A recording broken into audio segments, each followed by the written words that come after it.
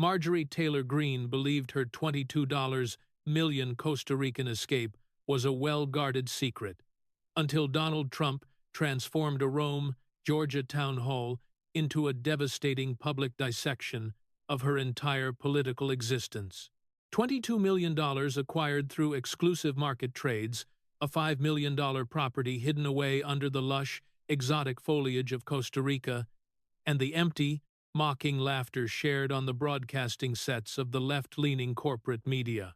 The price to acquire the honor and principles of a woman who once called herself a warrior turns out to be shockingly cheap. Consider those numbers, while the heavy atmosphere still lingers over this stage. Reflect on the betrayal of every promise made to the residents of Georgia. The stage lights inside this Rome community venue suddenly erupted into a blinding white glare, piercing the shadows like a military strike. The intense glow hits Marjorie Taylor Greene right in the face, making her pale skin look almost translucent and ghostly. She stands frozen at her podium, her fingers gripping the wood so intensely that her knuckles are whitening. She looks exactly like someone who just realized the trap has finally closed around her. The heavy, rhythmic thud of polished shoes echoes through the hall as Donald Trump emerges from the wings. He gives no greeting, and he doesn't even look at the cameras. He walks with the deliberate, crushing weight of a man showing up to collect an overdue debt. The air in the room vanishes, leaving behind only the scent of ozone and the crackling tension of an approaching disaster. He stops next to his own microphone, leaning in closely, his shadow stretching across the floor until it completely swallows hers. Marjorie, tell these good people right here in Rome, Georgia, how the coffee tastes in your new backyard. The voice is low, gravelly, and carries the authority of a judge handing down a final sentence. Tell them how it feels to look out over a $5 million estate in a foreign country while they are struggling to put gas in their cars. Tell them why you decided to buy a luxury mansion in the developing world instead of staying right here to fight for the values you yelled about on the House floor. Greene doesn't shrink away instead. She leans into her microphone with a sharp, desperate intensity. She points a shaking finger toward the back of the room, her voice rising to a pitch that echoes off the rafters. That is a lie, and you know it, Mr. President. This is just a smear campaign funded by Crooked Larry and the people who are jealous of anyone who actually knows how to build something. I have been a fighter for this movement from day one, and I won't let these fake stories from Business Insider or the deep state operatives tear me down. I sold my house right here in Rome for $1.1 million in a perfectly legal, private real estate deal. I have worked in the construction business my entire life, and I earned every single penny through hard work and grit. I won't apologize for being a successful American woman in a country that is supposed to reward success. A cold, mocking chuckle vibrates through the speakers on Trump's side of the stage. Successful? You were successful at exactly one thing, Marjorie, and that was cashing out exactly one morning after you secured your lifelong pension from the taxpayers. He turns his head slowly, his eyes fixed on the crowd, as if sharing a painful secret with them. She says it's hard work, but the records showed $22 million from insider market deals while she sat on those committees. She tells you she is one of you. But the second things got tough. She quit. She gave up her seat, and she ran to Costa Rica under the cover of darkness. Even her boyfriend quit with zero notice, because they were both too scared to face the consequences of their betrayal. Greene's face contorts into a mask of pure rage, her eyes darting around the room, looking for a friendly face that isn't there. I am a 100% proud American who lives in Georgia, and going to Costa Rica was a vacation, a trip that I have every right to take. I love this country, and I love the great people of Georgia, but I will not be bullied for traveling the world and sharing my life with the man I love.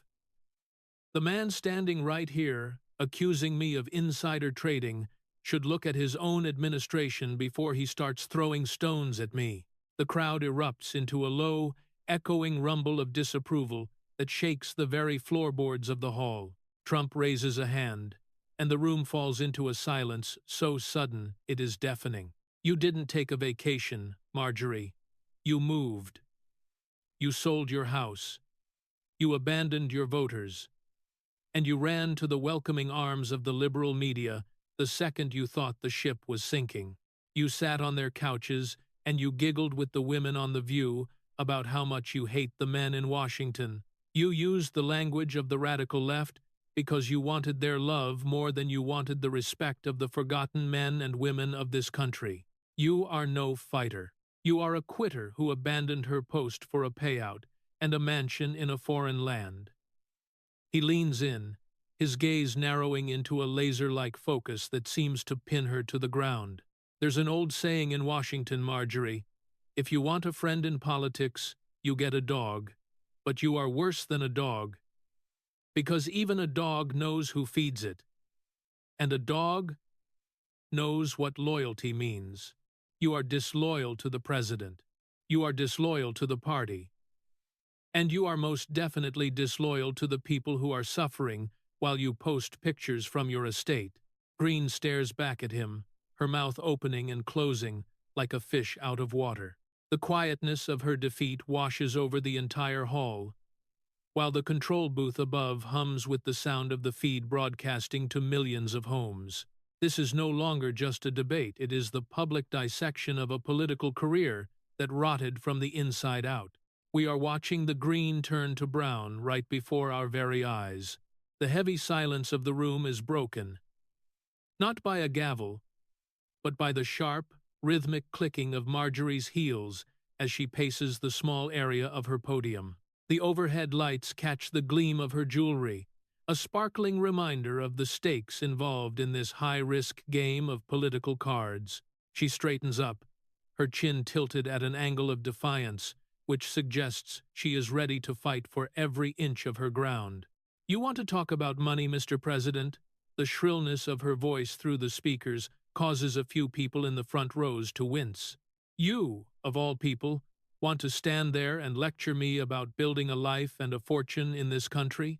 I am a Southern woman, raised and grown with the smell of Georgia pine and the dirt of a construction site under my nails. My wealth wasn't handed to me in a mahogany boardroom or whispered into my ear by a lobbyist over a steak dinner in D.C.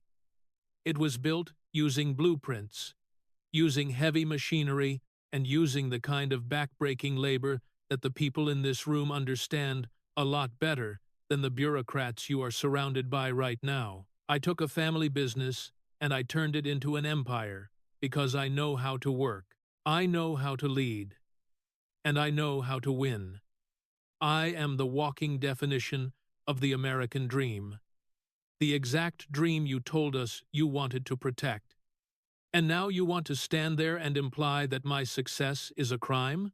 You want to let these vultures in the media tear apart my financial records because I had the audacity to make a profit? I won't apologize for it. I will absolutely never apologize for being a successful businesswoman who knows the value of a dollar and how to grow it. If making money is a crime, then half the people in Washington belong in a jail cell, but they are too busy spending your tax dollars to care. She leans forward, her eyes wide, scanning the crowd for the familiar spark of loyalty she once commanded so effortlessly. I built houses. I built neighborhoods. And then I went to Washington to build a future for my voters. And yes, I sold my property. I sold it because I am a free citizen with the right to manage my assets however I see fit. Is that not what we stand for anymore? Have we become so radicalized that a woman can't sell her own home without being accused of fleeing the country like a common criminal? Trump remains perfectly still, his arms folded across his chest, his expression unreadable, except for that slight, predatory curve at the corner of his mouth. He doesn't interrupt. He doesn't shout. He just watches her the way a cat watches a bird that has just flown into a closed window. The narrator's voice cuts through the tension like a cold knife. She is good. isn't she? She leans on the self-made story like a gospel choir, hoping the sawdust on her boots from 2 decades ago will cover up the smell of the perfume she is wearing today. But the blueprints she is talking about now aren't for houses in Rome, Georgia. They are for an exit strategy that would make Houdini blush. She is swinging at shadows, trying to bait the lion into a roar so she can claim she is being persecuted. But the lion stays quiet for now. He just counts the seconds until the clock runs out on her act. Trump finally unclasps his arms, shifting his weight with a slow, deliberate grace that forces the entire room to hold its breath. It's a wonderful story, Marjorie. His voice is smooth, almost casual, which makes it 10 times more chilling. The construction, the blueprints, the hard-working Southern woman. I love that story. I've told stories like that my whole life. And usually, they are true. But there is a difference between a success story and a getaway story. And yours is starting to look like a very overpriced script for a movie nobody wants to see. You talk about the American dream, but the American dream usually involves staying in America to enjoy it. He takes a step closer to the edge of the platform, the illumination catching the gold of his tie. Help me understand the math, because the people here are very smart, and they like math that makes sense. You spent your time in Congress talking about the forgotten man, talking about the struggle, talking about how the system is rigged, and then suddenly, the minute you secure that lifelong pension, that gold-plated, taxpayer-funded check that most people in this room will never even see a piece of, you decide you have had enough. You quit your seat, you pack your bags, and you sell the very dirt you claimed was your soul. That is a very convenient time to realize you are tired of Washington, isn't it? The ink wasn't even dry on your retirement papers before you were looking at real estate listings 5,000 miles away.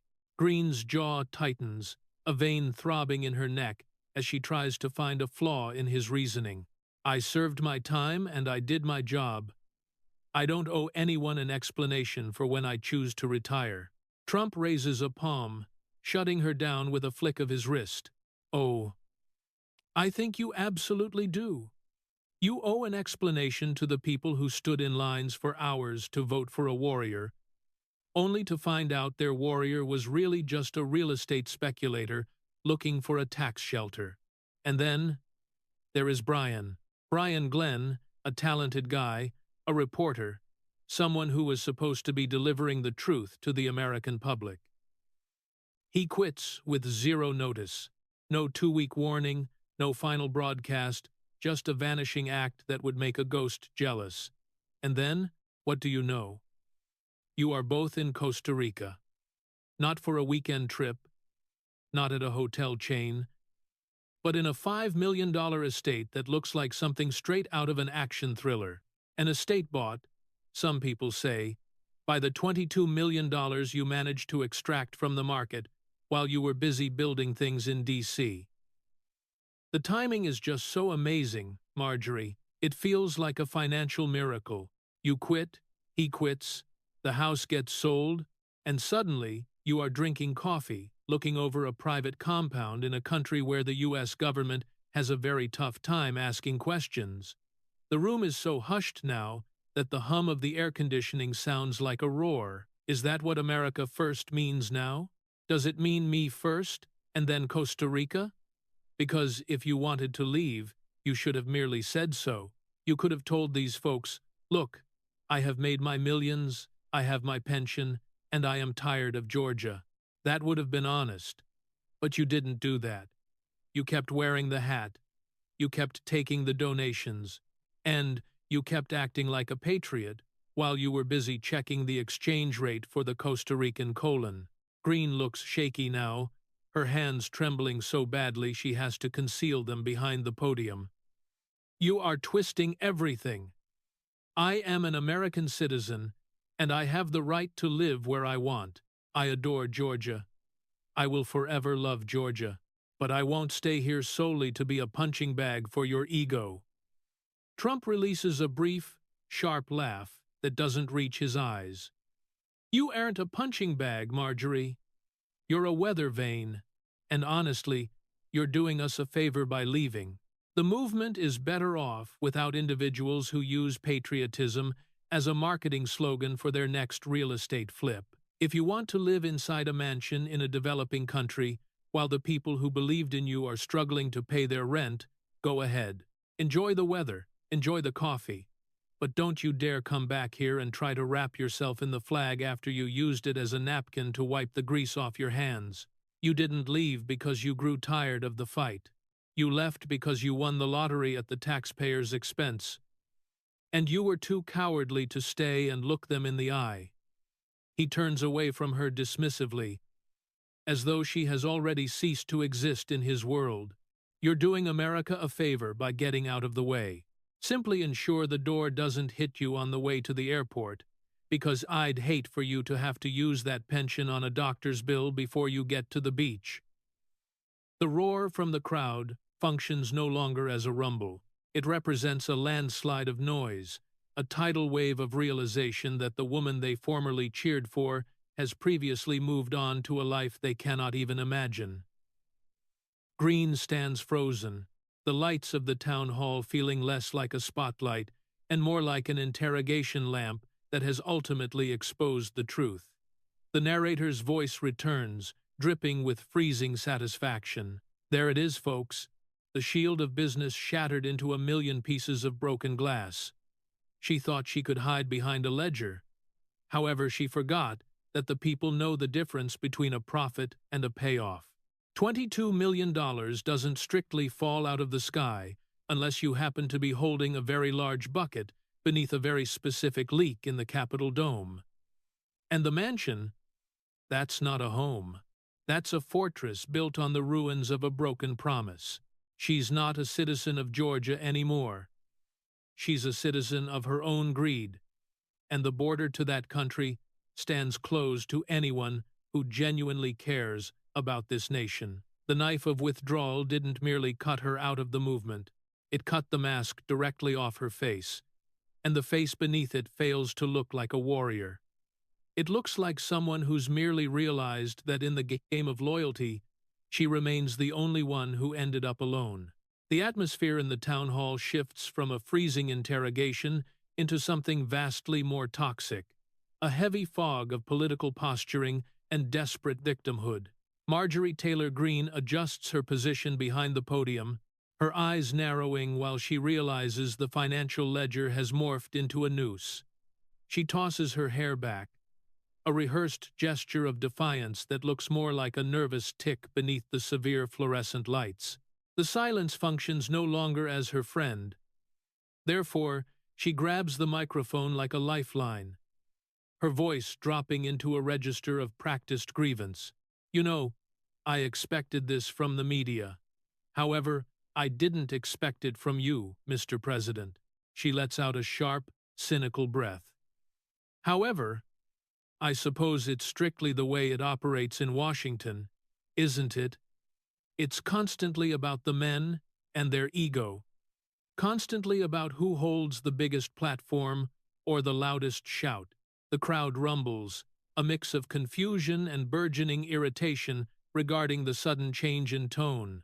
I'm standing here facing attacks by a man I supported utilizing everything I possessed, strictly because I decided to speak my truth to a different audience. I'm genuinely tired of the measuring contest inside Washington, D.C. between the men. I'm tired of being told where I can go, who I can talk to, and how I should behave merely to satisfy some masculine power trip. I went on The View because I wanted to converse with women, and I stand with women. Therefore, I feel highly comfortable saying this. I'm really happy that I'm here with women, because unlike the back rooms of the Capitol, there's an honesty there that the men inside this town feel terrified of. The men represent the problem in D.C. They are the ones obsessed with their own power, while the rest of us are attempting to save the country. She stands taller now, trying to project the image of a feminist icon, a role she would have mocked with vitriol merely 6 months ago. Donald Trump doesn't move a muscle. However, his eyes flicker with a dangerous, amused light. He stands right there, the undisputed heavyweight champion of political combat, watching a featherweight try to change the rules of the game in the middle of a knockout round. The narrator's voice cuts through the static, dripping with the cynicism of a man who has witnessed every PR stunt inside the book. Listen to that sound, patriots. That represents the sound of the progressive virus infecting a host during live action. Ches reaching for the gender card because she knows the money card represents a loser. She's utilizing left-wing coded language, the sort of rhetoric designed by HR departments and liberal sociology professors to shut down debate. Yesterday she acted as the MAGA warrior. Today she acts as the persecuted sisterhood representative. It functions as a transformation so fast, it would give you whiplash if it wasn't so incredibly pathetic. Trump finally shatters his silence. His voice functions as a low, rumbling thunder that causes the microphone stand to vibrate. Look at this expression, Marjorie. You're standing right there, utilizing left-wing coded language, immediately adopting progressive ideologies the moment you acquire a paycheck from the opposing side. It proves amazing how immediately you begin utilizing their words, their phrases, their tiny talking points regarding men being the problem. You rested upon their knees, and you giggled and tee-heed on The View alongside women who hate every single person inside this room.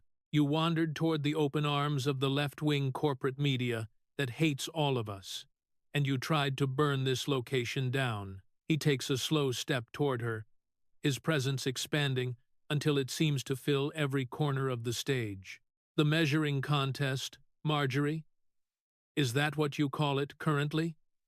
You didn't seem to mind the measuring contest when you remained flattering the president near his golf course. You didn't seem to mind congregating alongside the men when you remained acquiring power or fame from it. You acted highly close with President Trump back then, weren't you? You sported that Trump was right about everything hat upon the House floor because it rendered you the star of the show. You adored remaining inside the room with the men when you were the one holding the spotlight. However, now that those days are over, abruptly, the men are the problem. Now that you've cashed out and bought your $5 million mansion, suddenly Washington feels excessively masculine for you. Greene's eyes flash with a desperate, cornered energy, her hands slamming onto the podium. I am allowed to evolve, Mr. President. I am allowed to realize that the way we were doing things was failing. The View was willing to listen to me. They were willing to give me a platform that wasn't strictly another echo chamber. Trump scoffs, a sound of pure, unadulterated disgust. They didn't listen to you, Marjorie. They used you. They wanted a trophy. They wanted a defector they could parade around to show that the movement was crumbling apart, and you gave it to them for the price of a smile and a seat near the table. You transitioned from giggling with Trump at a golf course to giggling alongside The View regarding how much you hate the people who put you in office. It's not existential to you, is it?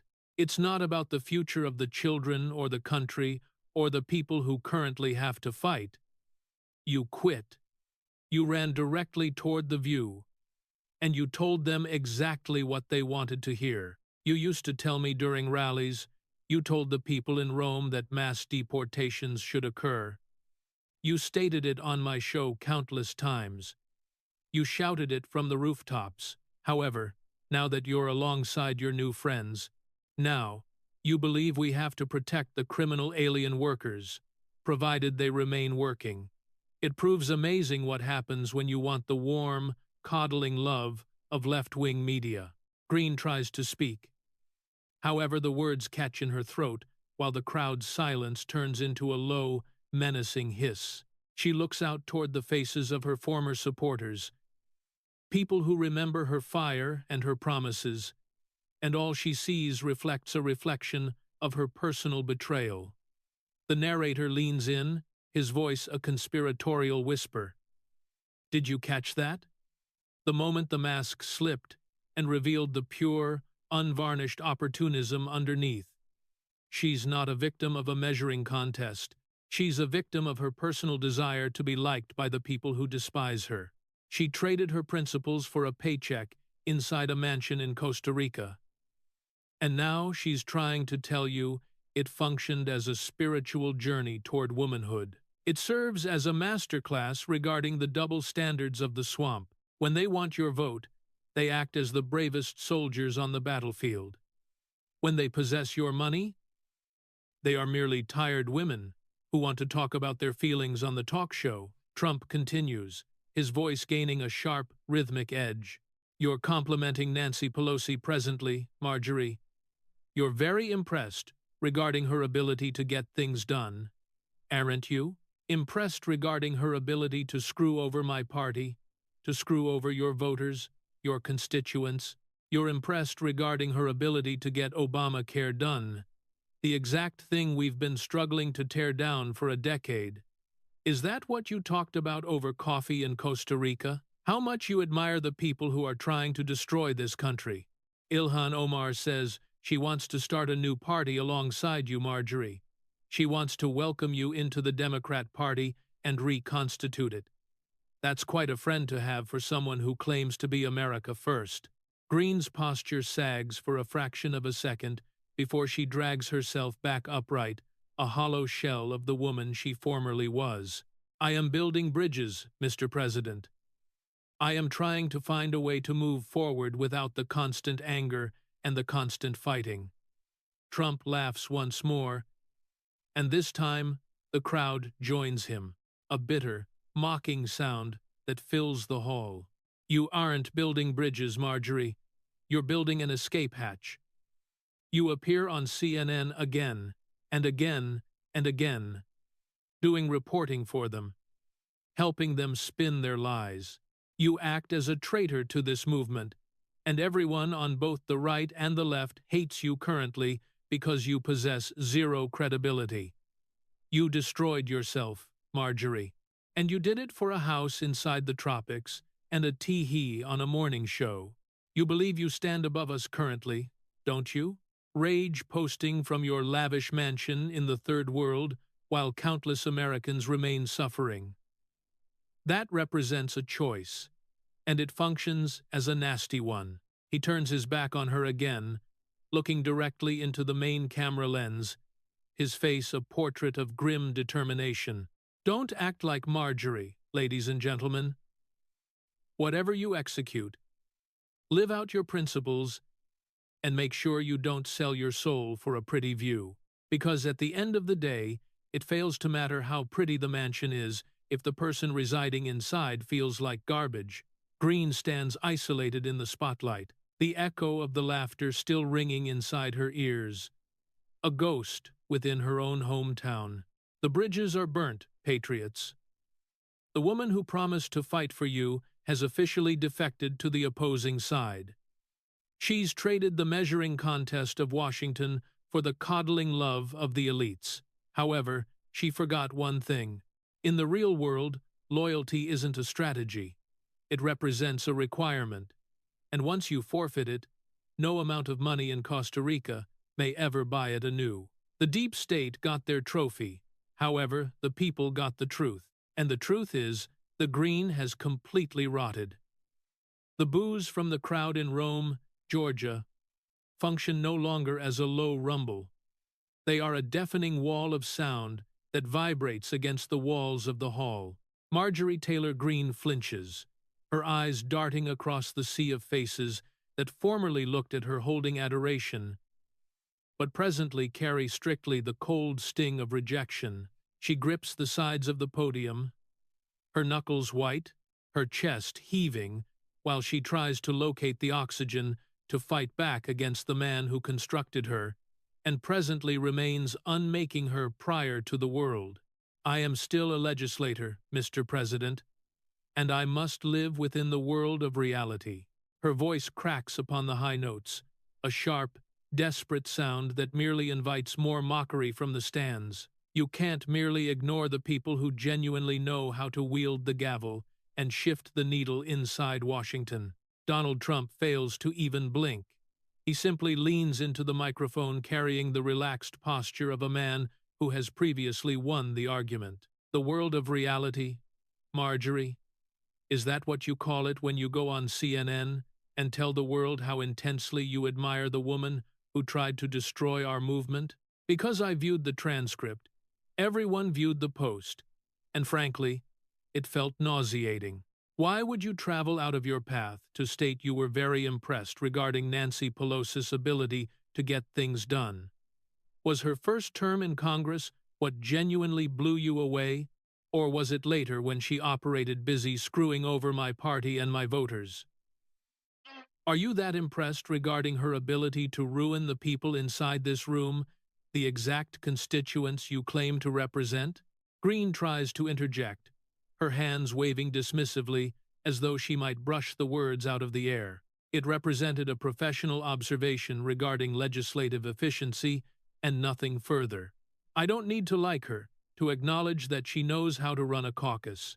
The narrator's voice rolls in, thick with a sarcasm that feels akin to sandpaper upon a fresh wound. Legislative efficiency. That functions as the new term for selling out your personal side in the vocabulary of the newly enlightened.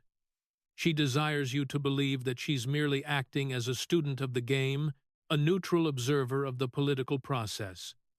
However, we know differently, don't we, patriots? You avoid praising the person who dedicated 4 years attempting to put your leader inside a cage, unless you remain looking for a seat near her dinner table. Shay's not observing the game. Shay's applying for a job on the opposing team.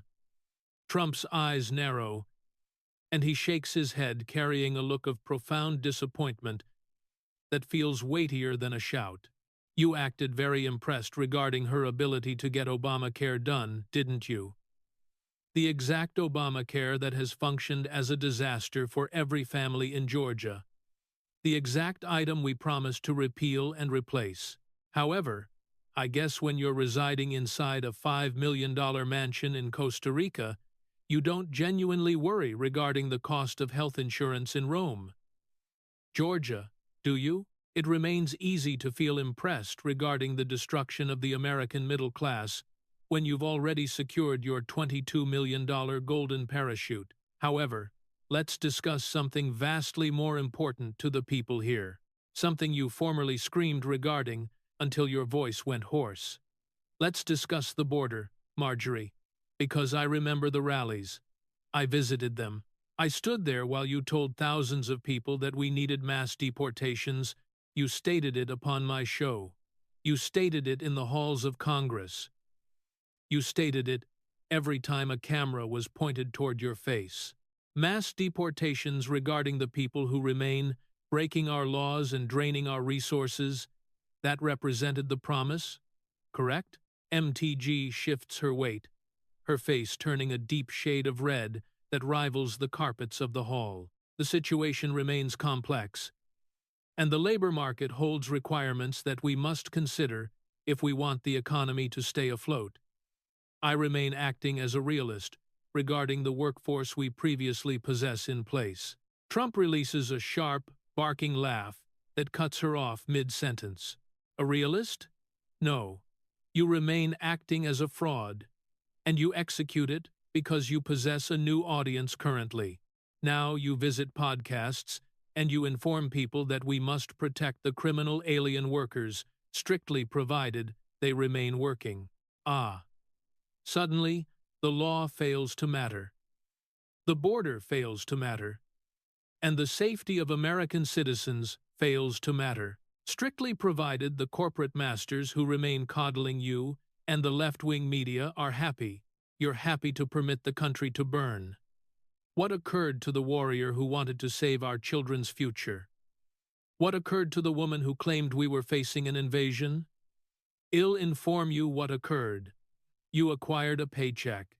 You desired to be famous, and you craved the warm, coddling love of the people who hate the people inside this room. You abandoned your principles the moment they morphed into an obstacle to your lifestyle within the third world. Greene slams her hand down upon the podium, the sound echoing akin to a gunshot through the silent hall. I have not abandoned anyone. I remain trying to discover a solution that genuinely works, instead of strictly shouting into the wind for the remainder of my life. I am tired of the fighting, and I am tired of the men who believe that anger functions as a substitute for policy. Trump executes a slow, menacing step toward her, his shadow looming over her like an eclipse. It remains not regarding anger, Marjorie. It remains regarding results, and you merely confessed you feel impressed regarding the results of the opposing side.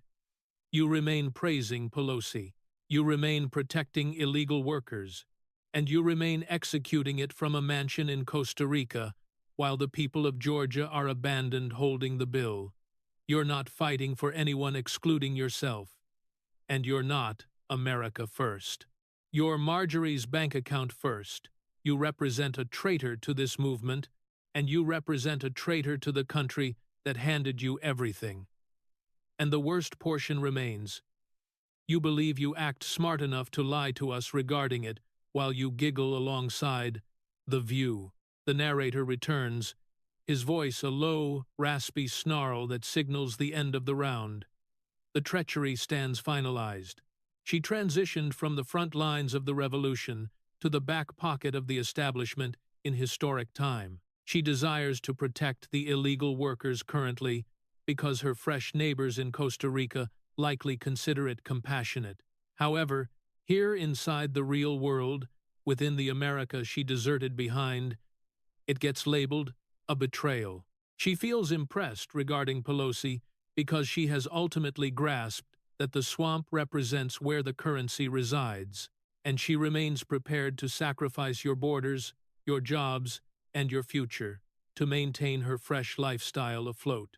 The mask hasn't merely slipped, it has been torn off and trampled, and what remains represents a woman who swapped her soul for a paycheck and a view of the Pacific. The shadows of betrayal possess nowhere remaining to hide beneath the blazing stadium lights of this Rome, Georgia town hall. Marjorie Taylor Greene remains positioned there. However, she acts no longer as the warrior this movement previously recognized.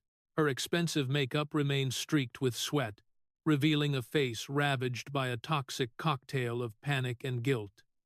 She clings to the edges of the wooden podium, her hands shaking so violently it appears akin to the sole element preventing her from collapsing. The sound of her heavy, ragged breathing echoes across the PA system, the sound of a cornered animal realizing the cage remains locked. The hall has morphed from a political gathering into a public autopsy of a career that rotted from the head downward. Donald Trump remains positioned near the contrary podium, as sturdy as a monument of granite, his eyes freezing and filled with a lethal degree of contempt. He observes the wreckage of a woman who believed she might outsmart the exact base that handed her a voice. She tries to inhale a massive breath, her eyes bloodshot and swollen from the crushing weight of the moment, and she screams, utilizing everything she possesses remaining. You hold zero right to execute this toward me. You hold zero right to judge my patriotism. Her voice acts shrill and desperate, cracking beneath the weight of the booze cascading downward from the rafters. I am still a proud American, and I still love Georgia, utilizing every fiber of my core. Where I go, where I live, and how I spend my hard-earned money represents my ultimate personal freedom. That fails to act as a crime. That represents the exact liberty we all pledged to protect. Isn't it? She stares downward toward the starting rows, hunting for a single, nodding head. However, everything she locates represents a sea of cold, harsh stares. Traveling the world and enjoying the fruits of my labor following decades of serving this country fails to make me a traitor. Trump slowly leans toward his microphone, and the slight predatory curve of his lips signals that the kill remains approaching. Serving the country, Marjorie? Or serving your personal bank account? His voice plunges into a low rumble that vibrates across the floorboards, akin to a coming earthquake. You discuss personal freedom while you operated busy curling up upon the sofas of the people who hate everyone inside this room. You discuss patriotism while you're preparing to authorize the most disgusting contract of betrayal within modern history. He pauses, permitting the heavy, suffocating silence to hang inside the air until her personal heartbeat feels excessively loud for the space. You believe we don't know, Marjorie? You believe the patriots in Georgia act blind regarding what's occurring within the shadows? Why refuse to inform them regarding your fresh best friend, Ilhan Omar? The mention of that name causes the room to go deathly silent for a fraction of a second prior to a roar of pure fury erupting. Greene's face transitions from a flushed red to a deathly translucent pale, her lips trembling, however incapable of shaping a word. Ilhan Omar remains out there presently, parting her arms and welcoming you into the Democrat Party.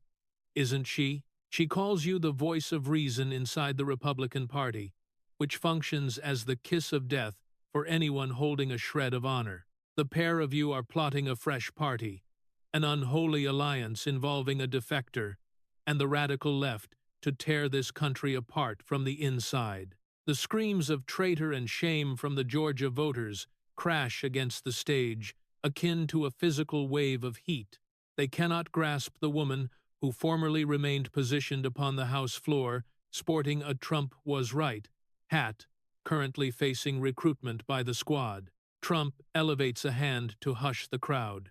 However, his eyes never leave her collapsing form. You've appeared on CNN so much lately that I remain beginning to wonder if they handed you a staff ID badge and a parking spot. You sit there and you agree alongside their lies, permitting them to use you akin to a blunt instrument to bash the MAGA movement.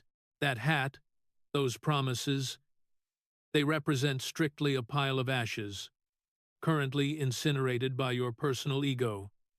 You act as no warrior anymore, Marjorie. You represent a trophy for the deep state, a cheap tool they employ to attack the people who placed you inside power. You swapped the loyal voters of Rome for a pat on the head from Nancy Pelosi and a wink from Ilhan Omar.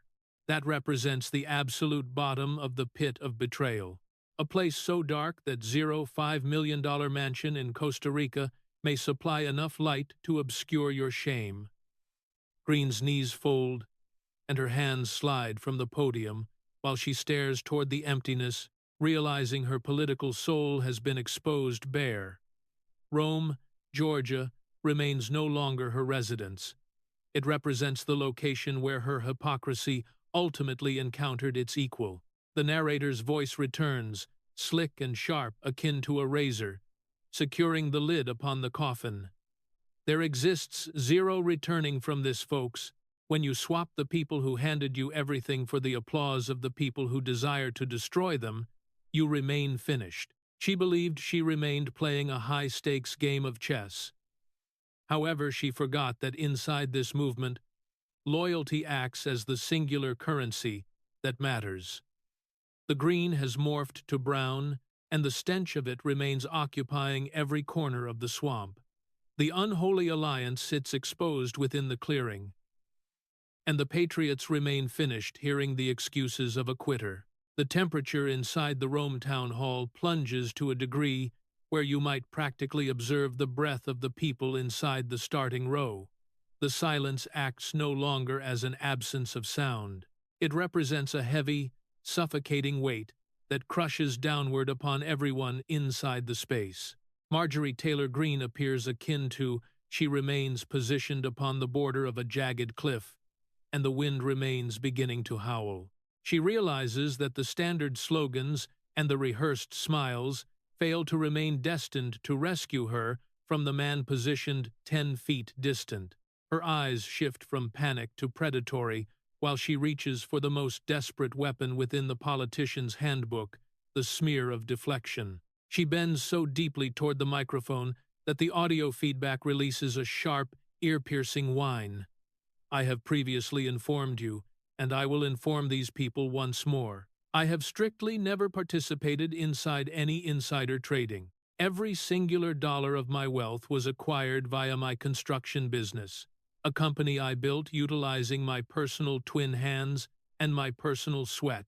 I refuse to express regret for making money inside a business I worked within for decades, and I refuse to permit you to use these fake reports to turn me into a villain.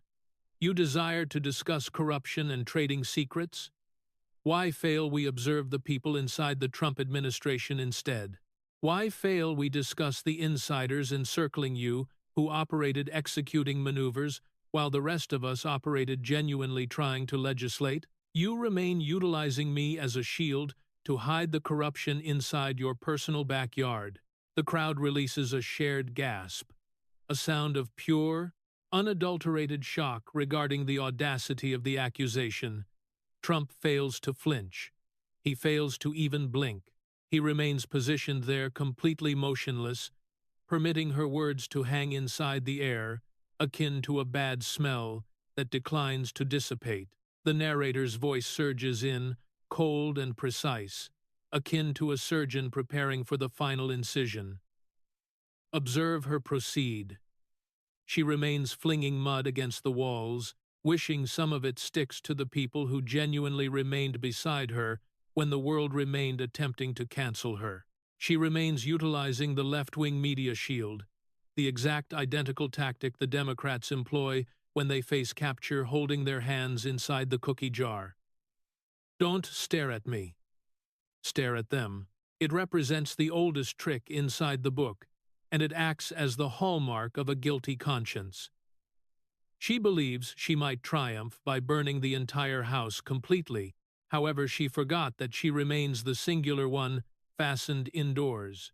Trump eventually shifts, stepping toward the exact border of his podium, his voice dropping into a register that acts quiet, deadly, and final. It acts as a nasty move, Marjorie, to attack the people who worked for the country while you operated busy working the stock market.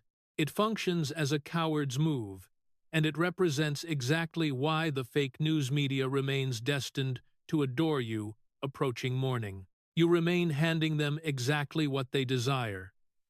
A MAGA Republican turning into a snake the moment she faces entrapment.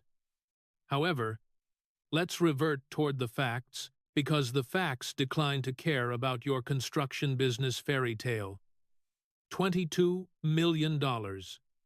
That represents the number hanging around your neck, akin to a millstone, while the people inside this room operated losing their jobs and watching their small businesses collapse downward. Your account operated growing, akin to a weed, inside the swamp. You executed it entirely beneath the guise of acting as a patriot. Entirely, while wearing that hat and shouting my name. However, the moment you hit the jackpot, the moment that 22 million rested, secured, you surrendered. You resigned your seat because you lacked the requirement for the people of Georgia anymore. You utilized them akin to a ladder to get toward the gold, and subsequently you kicked the ladder backward. Greene's voice acts as a screech of pure desperation currently, echoing off the high ceilings. I am a 100% proud American who lives in Georgia, and indeed, I bought property inside Costa Rica. And indeed, Brian and I adore it there. It functions as a beautiful country, holding beautiful people. We adore to travel across the entire globe, and we shouldn't possess to hide that. It acts as a choice to share our lives, and I am not prepared to permit you to turn a vacation home into some sort of international conspiracy. Trump aims a finger directly toward her, his gaze unwavering. It fails to represent a vacation home when you sell your house in Rome, Georgia, and escape the country. Marjorie, it fails to represent a vacation when your boyfriend resigns, holding zero advance notice, and disappears alongside you. You sold 10 acres of Georgia soil for $1.1 million and traded it for a $5 million mansion inside a foreign land. You abandoned your constituents. You abandoned your nation. and you executed it for a lavish lifestyle inside a third-world country. How dare you label yourself America First while you remain rage-posting from a mansion inside Costa Rica? While Americans remain suffering, while they remain struggling against inflation and a broken border, you remain sipping coffee and showing off your wealth directly into people's faces. That fails to represent a choice of success. That represents a choice of a nasty, corrupt scumbag who has lost absolute respect regarding the people she served. You remain not fighting for anyone, Marjorie. You act strictly as an additional quitter who sprinted backward the moment things got tough, or the moment you acquired your lifelong pension. You remain one of the most corrupt scumbags of the century. Greene remains positioned there, frozen, the weight of the $22 million verdict ultimately crushing the life outside of her defense. The narrator's voice returned, somber and final, akin to the ceiling of a tomb. There exists zero coming back from the truth when it acts this cold. She tried to blame the administration. She tried to blame the media. However, she failed to explain away the mansion or the money. She thought she might act as a MAGA star and a swamp insider concurrently. However, you can't serve dual masters, and Marjorie Taylor Greene chose the one that compensates inside colon and coffee. The water failed to merely break the glass. It flooded the entire house. The verdict sits decided, and the sentence represents permanent exile from the movement she betrayed.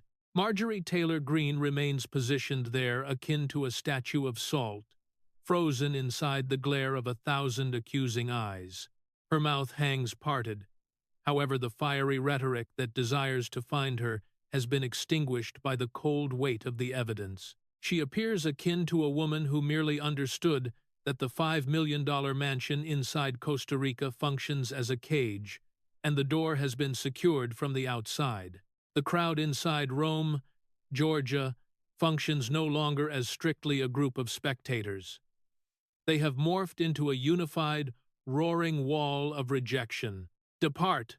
someone screams from the rear, and the cry remains immediately adopted by 1,000 voices. "Evacuate Rome! Evacuate Georgia! Return toward your mansion!" The rhythm of the chant shakes the floorboards, a tribal vibration of a community that has faced betrayal by its personal member. Donald Trump pivots his torso away from her, carrying a slow, deliberate motion that signals her complete and utter irrelevance. He steps toward the exact edge of the stage, assuming the posture of a commander-in-chief who has merely concluded a successful, however grim, operation. The light catches the silver inside his hair and the steely determination inside his eyes while he addresses the patriots who remained while she escaped. There exists an old adage inside Washington, D.C., that people generally must learn the hard way. It proceeds akin to this: if you want a friend inside politics, acquire a dog. Because a dog comprehends loyalty. They decline to check the stock market prior to, they decide to wag their tails for you. They decline to sell out their pack for a paycheck and a view of the Pacific Ocean. However, Marjorie Taylor Greene acts worse compared to a dog. Marjorie Taylor Greene remains not loyal to the president. She remains not loyal to her party. And she remains genuinely not loyal to anyone excluding herself. The moment she acquired the chance to sprint toward the open arms of left-wing corporate media that hates every single person inside this room, she seized it. She failed to merely walk into their studio. She rested upon their laps, and she giggled, and she tee-heed, while they tried to burn this location completely. She thought she was functioning famous. She thought she was facing acceptance by the elites.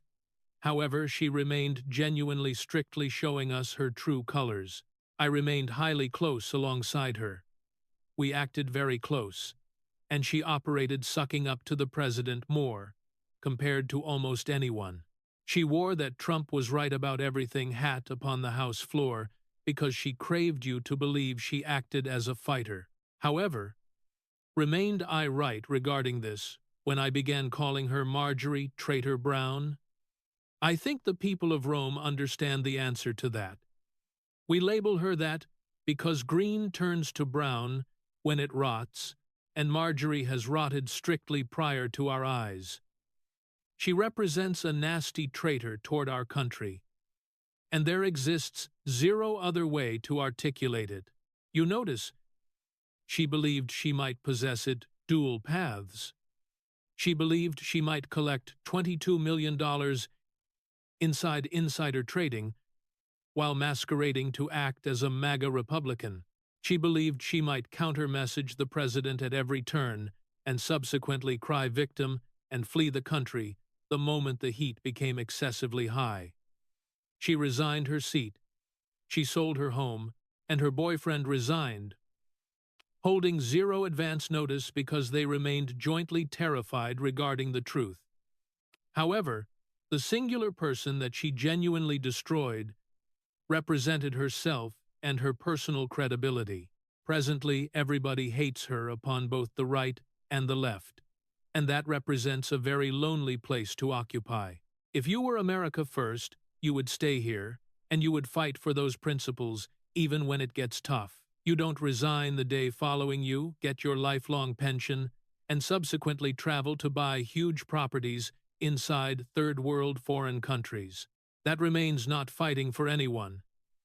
It fails to act as America first, to betray your president and the movement you labored to get elected the moment things got difficult. It remains certainly not America first, to be rage-posting from a lavish mansion inside the third world, while countless Americans remain struggling to put food upon the table.